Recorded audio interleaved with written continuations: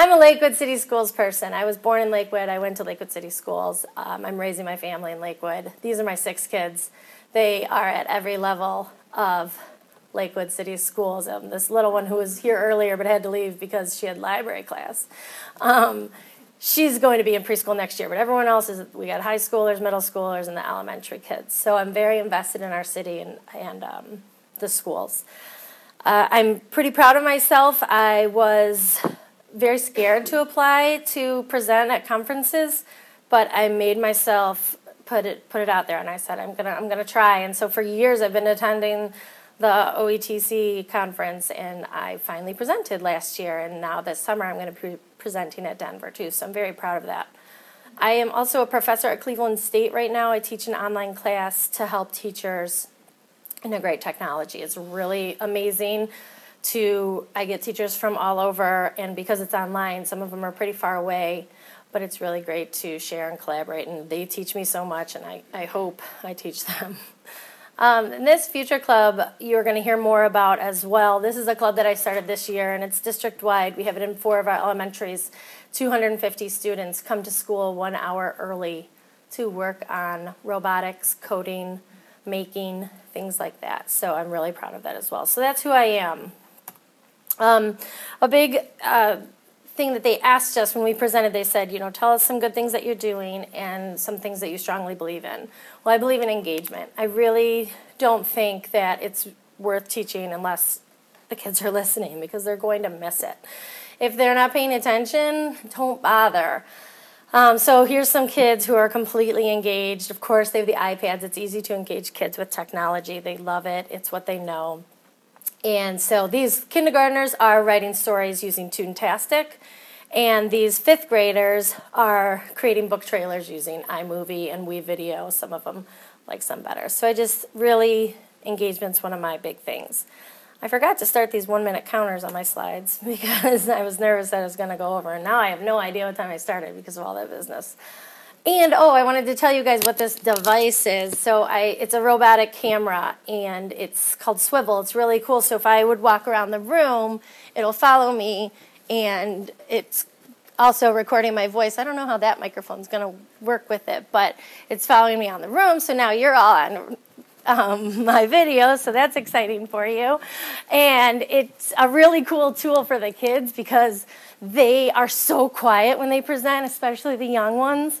And when they hear their voice nice and booming and on their presentations, because we do a lot of passion projects, they just light up. And then the next time they're not as timid, and they love being on the robot. I mean, the kids love selfies. So that's what that is back there buzzing around.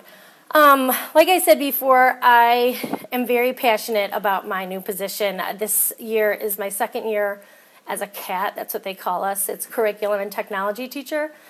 And I'm so passionate about this position. I love it so much. I feel so strongly about it. What I do is I serve grades preschool through 5th grade at 2 different school buildings, and I go in and just help teachers use technology.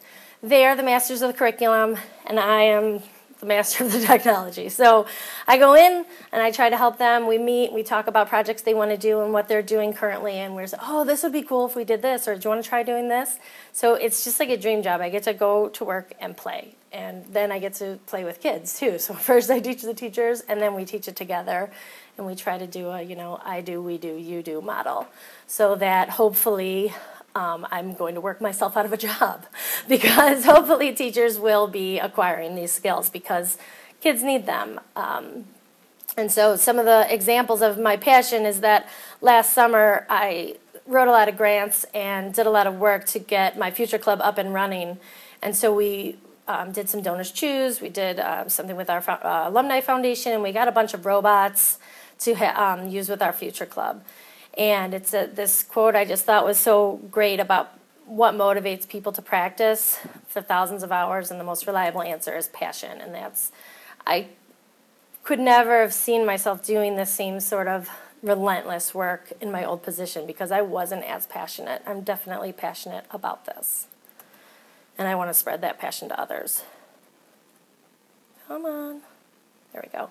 So here's the Future Club. This is a quick little blip of us in the parade. We marched in our spirit parade.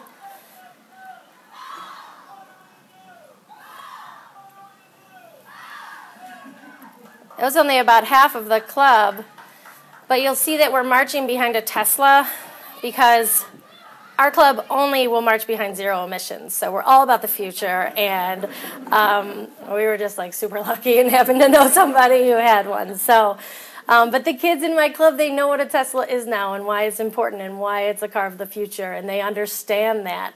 And these are third graders through fifth graders, and so the next thing, that was in the very beginning of the year, and we sort of, with our parade, it was the Spirit Parade, so the streets of Lakewood were crowded. Everyone was out there watching. People were throwing candy, and everyone got to see this. What's this Lakewood Future Club? And the kids, it's hard to see, but they have all these like robot signs and things. And so the community began to understand who we were, and that drove a lot more collaboration with our community. I'm just going to show you the first 30 seconds of this. We went to Highland Software for a field trip, and actually I went again yesterday for the last time. They've been so great at engaging our kids. In our club, we took the RTA, which many of the kids had never been on before. And so that was like a field trip in itself. They were so excited.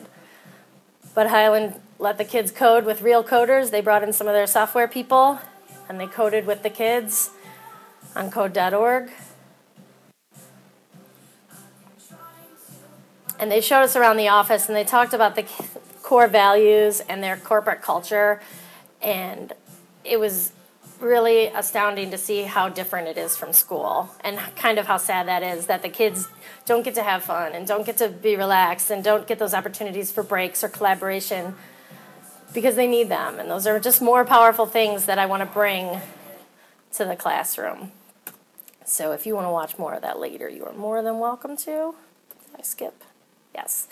So teamwork, I talked about, I thought about putting LeBron up there, but I didn't want to jinx him. It's a real sensitive time right now. But that commercial that he does, where he talks about teamwork, and I really feel strongly about it. Like I said, I love Twitter, and the reason I love it so much is because that's where I get all my support, all my resources. I feel like I've got all these, like, imaginary friends out there who like what I like, and it's exciting.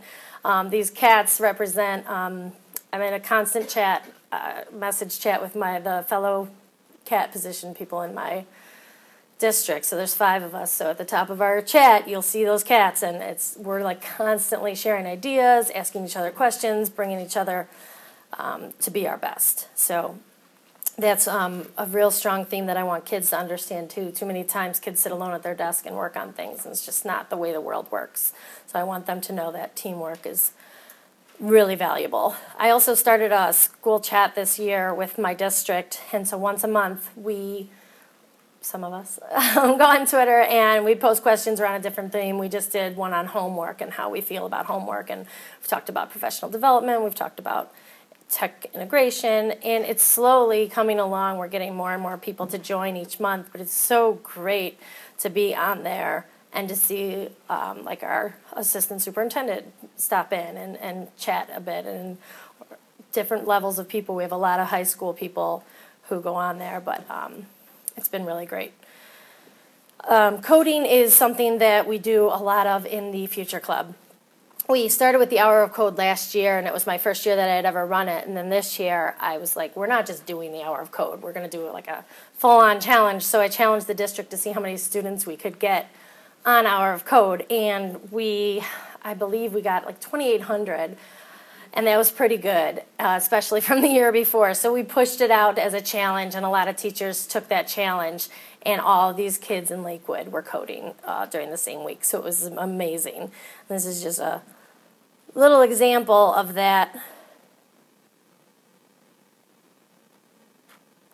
This is a first grader. So I could just like watch those kids all day do that, especially the younger ones. Oh, that's the same one, sorry.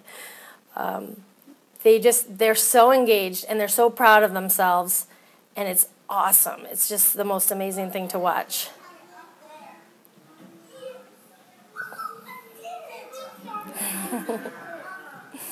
It's like you can't make this stuff up. It's amazing. They're just so excited about learning, and I can't imagine anything else. I got to meet the founder of Hour of Code over the summer. And that was a huge, Hadi Partovian, that was a huge day for me. You can see, like, I'm, like, so nervous. I'm like, oh, my gosh, I can't believe it. And my husband was like, his name's not really Hadi, right? And I'm like, yes, it is. He's like, no, that's not how you pronounce it, like a Hadi. And I'm like, no, that's not. So he was a little jealous about my technology crush. And this is a picture of my daughter teaching my niece, who was 10 months old at the time, how to code. And it's just like, people are like, oh, coding's for older kids. No, it's, she was 3 at the time. She was 3 at the time, and Colette, my little niece, wasn't even 1 yet, and she was using Codable, and they were coding. Next year, I'm really excited because we're going to be implementing Raspberry Pi. I was just accepted into the Raspberry Pi Academy, so I get to fly out to California in a couple weeks and get trained on that. I'm really excited for that. Okay, you guys might be getting a little bored, so I wanted to give you a chance to do a Kahoot with me. Just a really quick example of why gaming is so important in the classroom. I am a huge Minecraft fan, and I am constantly trying to defend it because there's so many Minecraft haters out there, especially teachers, especially mothers, because their kids get obsessed with it, and I am no different. My kids are obsessed. I used to hate Minecraft, but then I learned what it is, and I became obsessed myself. I'm like, this is amazing. It's unreal. So I have this theory that if you're a Minecraft hater, it's because you don't understand it. And so if you need some time later to check it out, if you're one of those haters, just click on that link right there, and it'll bring you to a recent article the New York Times just put out the other day, and it's really great article, worth the read. So that's linked right here. So the Kahoot, has anyone ever done Kahoot? Oh, good. Okay, so you guys, let's get ready to be competitive. So what you need to do is just open up a blank URL, and it's going to be kahoot.it. That's all you need to enter is kahoot.it.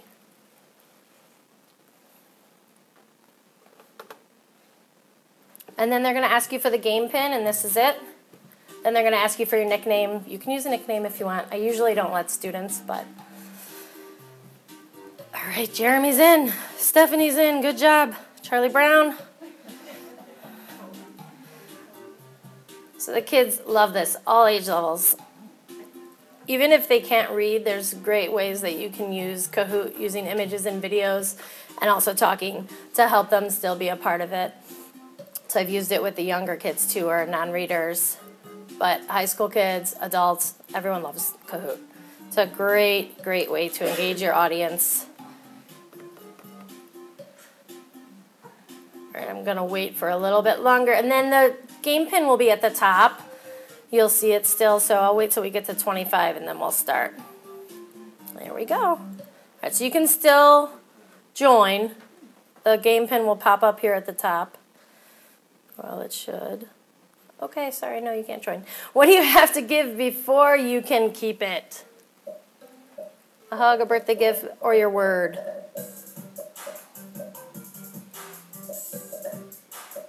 So there's a timer. You can set so there isn't. You can take the music off. You can add your own images, videos. It's really easy to put these together. I didn't make this one. There's like 7 million of them out there, and so I don't usually make them because someone already has. All right, we got a lot more people in than I thought. So we've got 30. Awesome job, you guys. All right, some people thought of a hug. That's nice, but no, it's not right. All right. So then you'll see what happens. You get a score depending on if you got it right and how quick you are. And for those of you using a phone or an iPad, you have a total advantage because it's harder to click with the mouse than it is to just tap. So the kids are always like, when we play in class, they're like, can I use my phone? I'm like, no, you cheater. We're all using Chromebooks. And so they're really competitive. So what can you break without touching it? Now you guys get it. You're faster. Yep.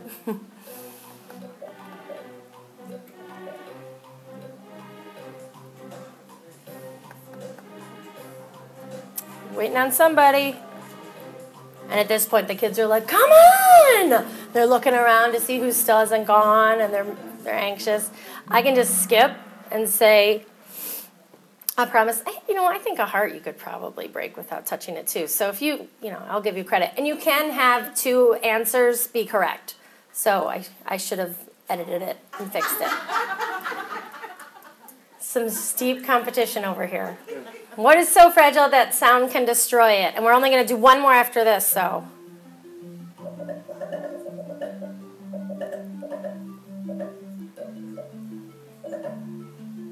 how fast they are now. Mm-hmm. And the kids learn too. They're like, you have to go fast, but if you get it wrong, forget it. It's almost impossible to come back. I'm just going to go ahead and go there. Silence. Excellent job. Everybody knows what they're doing by now, and so you can see how awesome this would be in the classroom. Wow. We've got a professional. Last question. The more you take, the more you leave behind. What are they? This one's kind of easy. It's really more like a reading challenge, right? Who can read the fastest? Yay, footsteps. All right. So, Jeremy, good job. So, Kahoot, awesome way to get your kids involved. I'm going to try and wrap this up because I feel like I'm out of time. But authenticity is another thing I really believe in. I want kids to understand that they are unique and that they are worth it. Their voice means a lot. And that's why I love hashtags so much, because you can make your own unique authenticity. You can make your own brand. Like this channel WVIZ, nobody else has ever used that, and might not again. But that's okay, it's mine, and I'm owning it, and I love it that I could use it to share information with you. Right here is a picture of my kids. They used Makey Makey to make an interactive video game. They turned a piece of paper into a game controller. And so the two boys right here, 4th graders, were doing it, and everyone else was watching. And now, mind you, everyone else was on like other really engaging things. They were using robots, they were 3D printing, they were doing really cool stuff. But all of a sudden, they heard like the music, that video game music, the Mario beeping, and they just flew over. And they all of a sudden, everyone was watching these two boys, and it was just awesome. And these guys over here are creating their own computer using the Kano kit. They're using the Chromebooks to help them, but they're really putting everything together themselves. I'm a huge 3D printer advocate. This year I was lucky to have a Donors Choose grant awarded, and we 3D print in my school, and it's so fun and so cool. It's definitely a great thing to teach kids how to persevere, how to problem solve, how to critically think, and just to think outside of the box. And the connections that it has to curriculum are ridiculous, because some teachers are like, oh, come on, and you're like, no, give it a shot, check this out, and it's amazing, especially math. I really encourage the kids to do a lot of making with videos, stop motion, green screen. We do a lot of that, and they love it. Just like Lori was saying earlier, I think e-reading is so important, and I think it's a misconception that a lot of teachers don't give enough thought to. They think, oh, but I like the feeling of a book and, that nostalgia, which I agree, but I think e-reading is so important, and when I administer these state tests every year and I see these 3rd graders who don't know how to read on a computer, it just breaks my heart, because teachers in the lower grades don't really understand this impact. They really need to be taking advantage of these awesome tools. I had the Lakewood librarians come in, got all our kids signed up for the Ohio e-book project. Got them all reading on Overdrive. They can select books. There's no late fees. It's amazing. So I feel really strongly about e-reading. I also feel like cell phones should be out and on.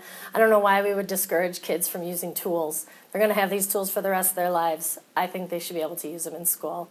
I understand it's a management problem, and there's been times when I'm like, all right, flip your phones, flip your screens, put them at 45, but I do think that we need to teach kids how to use them. This is a shot of me at Convocation this year addressing our whole district. We did a Kahoot to choose our hashtag so that all things Lakewood City Schools will be arranged with Ranger Pride. So, and then I also just think this quote by Kevin Honeycutt it's exactly why we should allow kids to use cell phones, because to have thousands of fellow minds in your pocket is an immensely unfair advantage over humans who think alone.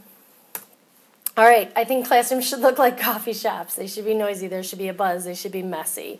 I was lucky to go visit Bobby Dodd's school down in Gahanna, and it's awesome. He's got this space with amazing flexible learning environments, and I wish that we could see more schools like that.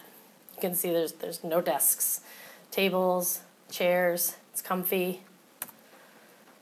And I keep saying I'm almost done, but I keep forgetting, and I do want to show you this. Drone pilot came to visit our school. So the kids got to see this drone pilot and talk to him about what he does. He's not just a tech dork with a drone. He uses this drone to make a living. He takes pictures of real estate. He takes pictures of agriculture. He takes pictures of sporting events, weddings, and he makes a living using the drone.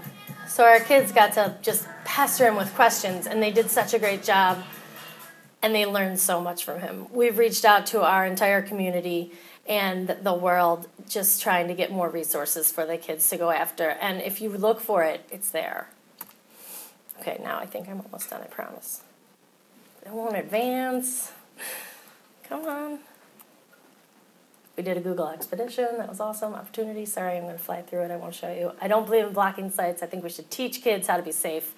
You know, we teach them how to cross the street. We don't tell cars that they can't drive down the street because there's kids. I think we need to teach kids how to be safe on the internet, how to cite, and how to curate knowledge. You know, what's good knowledge, what's bad. I don't believe in blocking.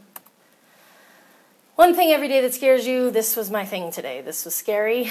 I did it. I used that swivel thing that I had only used a couple times before. So I encourage you to do that in your classrooms or in your life. Definitely go after it. Go boldly. Never give up on your dreams because adventure is out there. That's it. I promise.